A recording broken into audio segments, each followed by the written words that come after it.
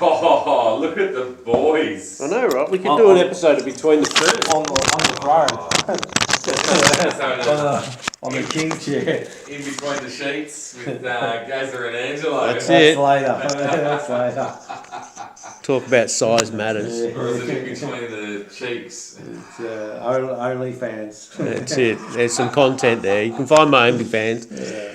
Thanks for coming down, man. That was really good. It was good fun. I enjoyed it. Fuck that last black. Oh, yeah. As I said, I was banking on you to miss the double. Yeah. Because it was an off double, but you jammed the angle. Doubles. Yeah, you jammed the angle because I thought if you miss this, I've got a chance. Yeah. But no, you got it, and then you put me. I didn't want to play another game. I was done. That's tough. That's tough. Do you know, I was actually thinking that if we get to 10 all, I just stop. You don't really need a winner in what we did tonight. The experiment was the winner. I think Pool's a winner. Yeah, definitely, yeah. But that was tough, yeah. I think it was tough for me because I wasn't quite sure what the best plan of attack is. It changes the whole dynamic of the game. You know, I was saying to Gaz, I think killing the black might be an option. That way, if they miss the black or they don't extract it, you've got snookers galore and you work yourself back in the game then. But sometimes you don't have the option to kill the black. Yeah, you've got to keep 2 or 3 balls in mind. Like, has he got 2 or 3 difficult shots to play? Because if it's only 2 and he doubles 1, then he's got no difficult shots left. Because, like, you take that ball away. So, if you do kill the black, it's definite advantage, or you cover a pocket and then you bring the black to that end of the table. It's definitely worth some thought. But yeah. It forces you to pot well, play well, make sure that your game's on point. And if it's not on point, Gaz would have just absolutely smoked me. Well, I'm not saying that the game was on point tonight, but yeah, Mine was. But all you have to do is look at the scores. At the end of the day, it's 11-9. It could have been 10 all. Yeah. And it just goes to show that this has worked on this occasion. So Yeah. I reckon it has. I think you just got to find the players that are just that much apart, that it actually balances it out. And what a handicap system is there to do is to level players or teams. Yeah. So whatever you need to do to level players, and the points thing that they've had at Pockets and Potters and everywhere else is so hard to manage. Yeah. If you've got an algorithm that covers everything, perfect, but there isn't one. We don't. I mean, we've got one in DDPL, I think works fine, but EDPL don't share the same algorithm. And, you know, you've got your 4-point comps or whatever they are, and, you know, they're different algorithm again, if there is one. It's based on, our one at JD's is based on stats that we know that play DDPL as well as our own stats. So it's fairly good. It sort of balances the teams out. We've had teams where the stronger side has won the premiership, but we've had ones where some of the weaker sides have actually come through and won, where their pool has improved over the course of a season enough for them to actually win matches and then win the grand final. So. Yeah. I think tonight is a good platform, and Will, when he's organising the next round, maybe we should throw one of those in if we can get a Prem's player. Just one match. I don't know if a lot of people will be keen on it, but just to see, you know, how it looks over a bigger amount of time. I'd be happy to play Rob Bowen. We'll get Rob back. Yeah. Rob, he's coming to JD's to play next year, isn't he? I heard that. With Angelo and... yeah, that's right. It's one hell of a Prem's team. It will be, yeah. Yeah, Rob can pick me up along the way. That's right. Yeah, he's just a little bit further. He's Bomb Beach, Shiny Caddo. Yeah, he can pick me that's up right. Mate, we'll send Uber for you. Yeah, that's right. Dale will drive his ute up to pick you up. The limo's coming, mate. Yeah, the limo's put me coming. in the back. Yeah, he will. No. Rob's got to definitely. go in the back because he's too tall for the ute, so we put Rob out the back of the ute. Rip out the front seats. There is another way to do it. If the difference is too close, like for example, if you've got the upper Div 1 playing, let's say a lower Prems player, you could have that ball situation once every 2 frames. And that way they actually have to play one out. Yeah, I don't know, because how do you work that out on whose break? You say on the intermediates break, you get the break, but you don't get the advantage, or Well, whoever breaks first before they break again, you don't get the opportunity again. So, Why don't we try this one first? Yeah, Get a few games in. yeah, I reckon there is other ways to handicap people. yeah, You can take a shotgun to their knee. That's pretty good. yeah. Baseball bat across the back of the head. But I think this part of it we can play. Yeah. If we get 3 or 4 or 5 matches, that's 8 or 10 people that have played it, and we can get some fairly serious feedback from other people. Yeah, And see it's how they go. exciting.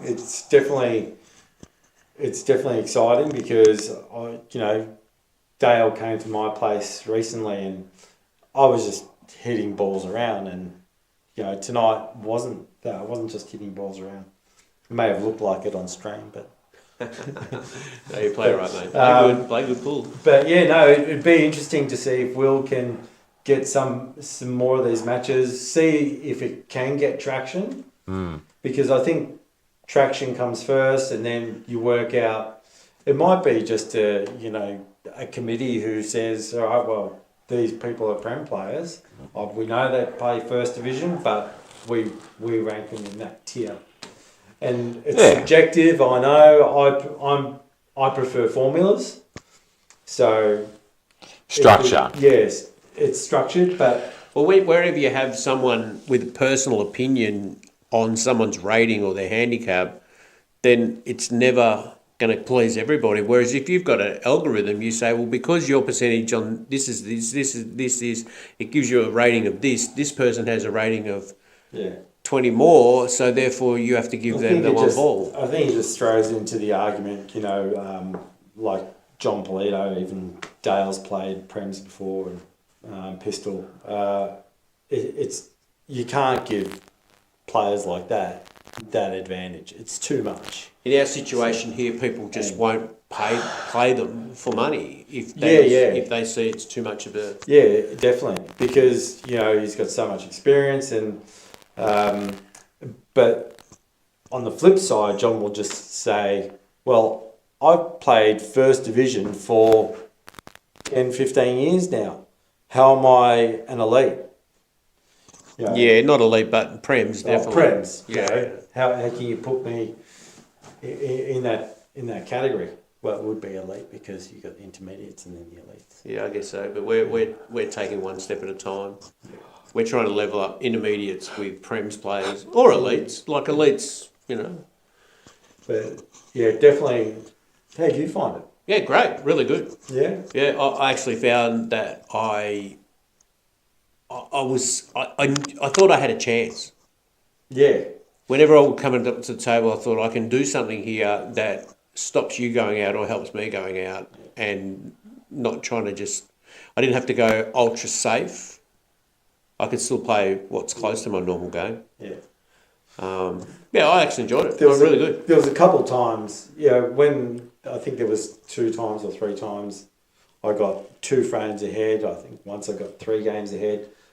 I was never comfortable thinking, I've got a 3-game buffer. I didn't feel that because I knew how quick 3 frames on the spin can be done. Yep. With that advantage. So, intermediates should never think, I'm out of this, because I never thought I was out. I think, it can happen really quick. And if a Prem player lets their guard down to say, well, I'm 3 frames up, I can relax. No. I didn't get that at all. But that's a true representation of a race. Because if you do let up... But not if you're on an even playing field where the intermediate is playing a Prem. No. If a Prem is playing, he's got 3 games advantage, you'll start to see the intermediate, head down. Yeah, but 100%. Not tonight. But that's what this does. It brings two people with varying skill levels and makes them quite even. Yeah. That's what a handicap is there for. Whether it's horse racing or full players, it just levels the playing field. Yeah. Jockeys carry extra weight so that that slows them down to bring the slower horses into the race. Did have a thought. Do you think this game would work on a Racing or a Supreme table? No. I thought it's just... No. The more you play on those Racing tables, the better they are for the better players, because they just... And I played Wayne a lot at Nationals, like every morning we were having a hit. And after the first week or so, where he'd been playing all day, he's just running racks. He's just rolling them in. His pace was right. So you're saying angles are right. A Supreme table would suit the intermediate over the elite? Well, I think the elite would run more racks on a racing table than they will on a 7-footer. But the intermediate can possibly get closer. I don't reckon. Yeah. I don't know. Mate. Well, if Wayne's game improved, on those tables, you'd have to make that definitely, assumption. Yeah. But if you've got equal playing time, maybe you catch up on your appreciation of the table. It suits this table. It does. Yeah, it does suit the table. Because dead balls are truly dead balls on these tables. Yeah. These are the best tables. 7-footers are always the best, in my opinion. I love the 7-footer. Yep. I enjoyed the table tonight. Never played on it. Thanks. And Melbourne, we love them down here. I can't see pool halls throwing out 7-footers to put in 6-footers. Or even 9-footers. Or 9-footers. The hay ball. Yeah. It's a huge expense. And they don't make enough money, man. There's not that much money in running the pool halls. Definitely not space saving, that's for sure. No. Yeah. Well, that's about it. Thanks again for coming down, mate. Thanks, Dale, for commentating. Thank you. I'd say thanks, but I'm going to go home. You'll have to watch it. I bagged bagged the shit out of you, Gazza. Like, I'm sorry, mate. Just take the knives out of your back before you get in your car, mate. I can feel it, mate. My ears were just burning. They cost me a couple of frames, actually. I was burning ears. I was When's saying, the next round? We did put a date up, actually. it was something like the Saturday 14th or something. Or what was it? Saturday the 13th. Yeah. I think Will, if he's going to watch his back or gets back to him, organise a decent prem and see how it goes. It'd be really interesting. Yeah. I've got a 10 o'clock spot with my name on it, so if someone wants to play, chuck us a message, mate. Be you prem or be you not? It'd be interesting if this got out to like Mick Scarrett, because I know that with his channel, if he thought it was valid, it would be good. 8 Ball FM, another good podcast. Yeah, Marty Andrews. Really good. I love that. I watched it yesterday again. Yeah, he's doing a really good job. Yeah. He had 2 Robertsons on there the other day. Very briefly. Yeah. Yeah. So there's not every podcast can do that. No. That's good. Yeah, but definitely if we can get traction and we get it out there, maybe it becomes something. And Marty be speaking about us now. GazzaB had the great Angelo in the studio. And it would definitely silence some of the people that... No, it won't ever silence the keyboard warriors, mate. But it would get them more involved. Maybe so. Maybe it's the way we can go. It may get them involved. Oh, I'm going home because it's past my bedtime. Yep. All right. Cheers, thanks, everyone. guys. If you have hung around this long, subscribe, leave a comment, share it, do whatever you want to do. Subscribe. Yeah, absolutely, mate. Come on. See you. See ya.